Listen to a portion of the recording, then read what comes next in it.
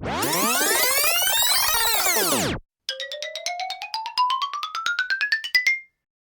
tuberculosis es una enfermedad infectocontagiosa que tiene como foco principal los pulmones. Sin embargo, al diseminarse puede afectar también otros órganos y tejidos.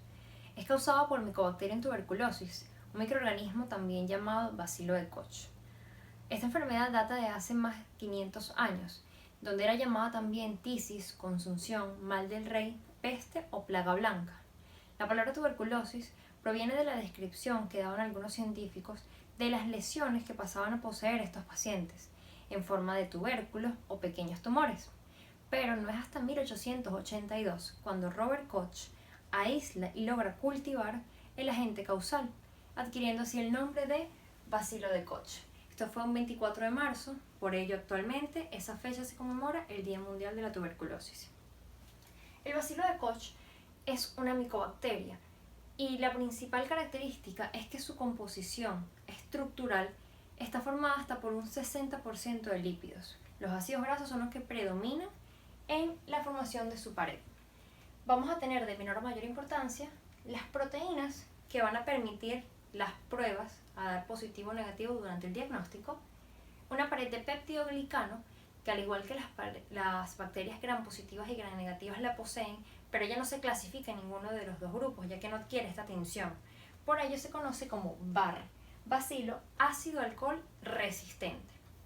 Luego tenemos el arabinogalactano, que es un polisacárido que se ramifica y se une con el peptidoglicano. Estas dos capas forman una estructura celular en forma de barrera ante fármacos y ante la lisis osmótica, una pared hidrófoba de gran resistencia. Luego vamos a tener el ácido micólico, esencial para la virulencia y para la adhesión hacia toda la zona que va a infectar, y vamos a tener en la periferia algo conocido como factor cordón o cordones serpentinos, también llamado el trealosa 6,6 dimicolato. Esta sustancia, además de conferirle cierta estructura en cadenas, va a inhibir la proliferación de los leucocitos.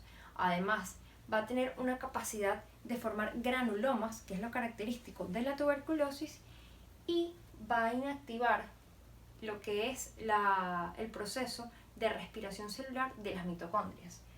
Además, tenemos sulfátidos, que son glucopéptidos, que hacen potenciar aún más el factor cordón, y en segundo lugar, que es muy importante, inhiben la unión del fagosoma con el lisosoma dentro del macrófago. Por último, la estructura más importante, el lipoarabinomanano, LAM, va desde la membrana celular hasta la periferia y va a permitir que él entre al macrófago, por lo cual es una bacteria intracelular.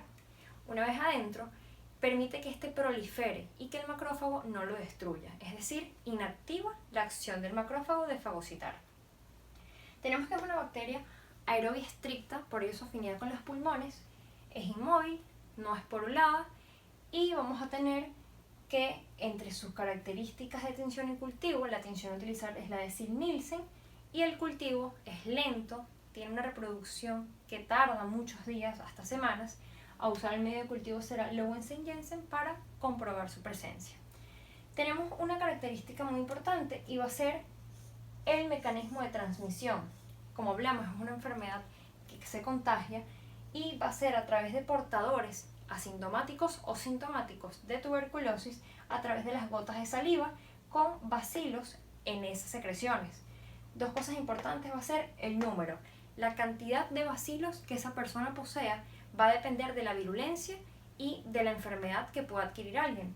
Y en segundo lugar, el sistema inmunológico. Si está muy deprimido, la persona será un target fijo para adquirir esta enfermedad. Tenemos entonces, una vez conocidas las características generales del agente causal, que vamos a ver un proceso de fisiopatología, el cual va progresando de acuerdo a la cronicidad de la enfermedad. Primero vamos a tener que el paciente, al inhalar la partícula o de saliva, es decir, los bacilos, él va a entrar pudiendo ubicarse hasta los alvéolos y comienza la lesión exudativa. ¿Qué sucede en esta fase? Se acerca un macrófago y el macrófago lo que va a buscar es fagocitar los bacilos que están entrando. Una vez el bacilo entra, el macrófago forma un fagosoma, pero debido a las capacidad de virulencia que hablamos en la morfología de la bacteria no se une con el lisosoma y este no lo destruye. ¿Qué es lo que ocurre entonces? El bacilo tiene la capacidad no solo de permanecer dentro del macrófago, sino que empieza a multiplicarse. Una vez empieza a multiplicarse, él adquiere más resistencia. Al cabo de 3 semanas, este proceso pasa a una formación de otra morfología, es decir, este macrófago toma una capacidad como de formar células epiteliales, las cuales van a rodear estos bacilos. Y los bacilos que allí dentro siguen presentes, siguen adquiriendo el poder de contagiar. Algo muy importante es que se forma el granuloma, conocido también como foco de Gaume, una lesión pulmonar, que si afecta los nódulos periliares a nivel del mediastino, que es una característica muy importante en la tuberculosis, la afectación nodular o de ganglios, se va a conocer entonces como complejo de Gaume. Estas dos, el nódulo y la lesión pulmonar. Una vez tenemos este complejo de Gaume, es importante saber que está ocurriendo toda una reacción inflamatoria. Están llegando linfocitos T y los linfocitos T lo que hacen es activar linfoquinas para que ellos lleguen e intenten destruir los bacilos aquí dentro. Y también llegan linfocitos B para formar anticuerpos. ¿Qué hacen estos anticuerpos? Buscan opsonizar y de igual forma hacer que se evite la proliferación y se destruyan los bacilos que están ahí dentro. Si esto ocurre, el paciente logra combatir la enfermedad y de destrucción, simplemente vamos a tener lo que se conoce como una cavidad.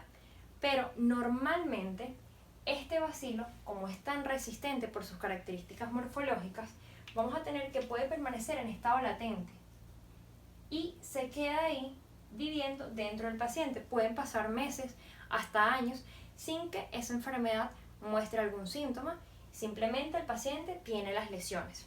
De una lesión exudativa pasamos ya a una calcificación o licuefacción. ¿Qué significa? Hay una necrosis gaseosa. La palabra gaseosa proviene del término queso. Ocurre cuando hay muerte de todos los detritos celulares, enzimas coaguladas, las sustancias grasas tanto de los bacilos como de los polimorfonucleares que están ahí atacando, y ello se vuelve como una masa blanquecina amarillenta donde ocurre necrosis, pero se forma una masa justo dentro de ese granuloma, de que todo, licuefacción, se está licuando, se está coagulando para supurar y para drenar. Esto se puede convertir entonces ahora en una cavidad con una pared principalmente fina que drenó todo lo que tenía su contenido.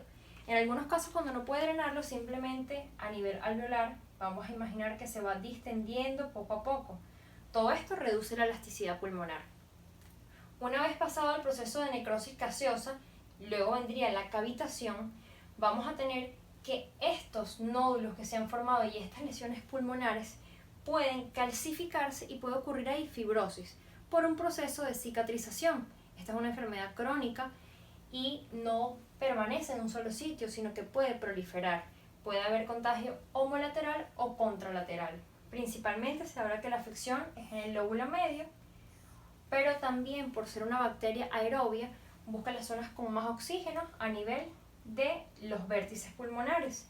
Entonces vamos a tener granulomas, pueden haber cavitaciones en muchas zonas, dependiendo de la cantidad de bacilos que estén infectando, y todo este proceso se va a seguir repitiendo.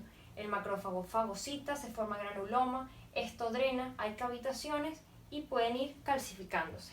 Cuando ocurren esas calcificaciones, estamos pasando por un proceso de fibrosis, en el cual las lesiones van cicatrizando. Vamos a tener entonces que la estructura y la pared de esta lesión, que se conocía como complejo de Gaume, empieza a adquirir una pared fibrótica, va secando su contenido y tenemos lo que se conoce ahora como complejo de Ranke, que va a permanecer entonces en lo que es la fase de calcificación y fibrosis.